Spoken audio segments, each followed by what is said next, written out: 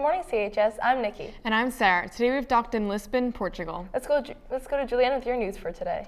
Last Friday, 5 people were killed in a mass shooting at Fort Lauderdale Airport in Florida.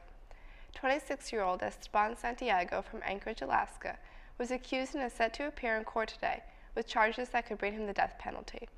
Santiago retrieved his gun from a suitcase at baggage claim before opening fire at the airport. He admitted to investigators that he planned Friday's attack and purchased a ticket from Alaska to Florida to carry out the shooting. Now to Felicia with your weather. I'm Felicia here with your weather. Today we have docked in Lisbon, Portugal. It is 1:58 p.m. right now in Portugal and a chilly 51 degrees with a high of 60. For all of you back at home, after a weekend snowstorm, the forecast is looking up. It is below freezing at 9 degrees right now with a high of 26 and a low of 16 and no snow predicted. It will warm up later in the week with a high of 51 on Wednesday and a high of 61 on Thursday. Now to Izzy with entertainment news. Thanks, Felicia. La La Land swept the Golden Globes last night, winning 7 of the 14 movie awards.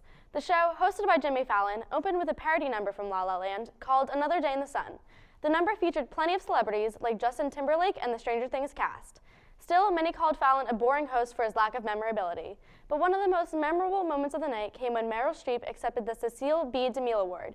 Her speech touched upon everything from politics to the press. Disrespect invites disrespect. Violence incites violence. That's all for entertainment news. Now to Jack with sports. In sports news, the New York Giants experienced a crushing defeat against the Green Bay Packers yesterday in the NFL wildcard round.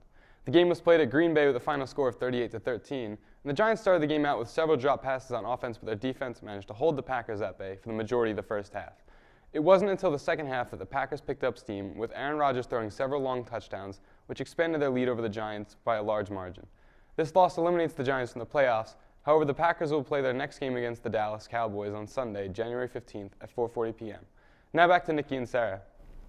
Thanks, Jack. In CHS News, English Park testing begins today. The first half of the day is English 1 and 2, and English 3 is after lunch in the cafeteria. For all CCC members, Special Olympics forms are due tomorrow, and the competition will be held on February 4th at the Ocean Lanes in Lakewood. There will also be an SGA meeting during the second half of lunch today. That's all for your news today, CHS. I'm Nikki. And I'm Sarah. Have a fabulous day.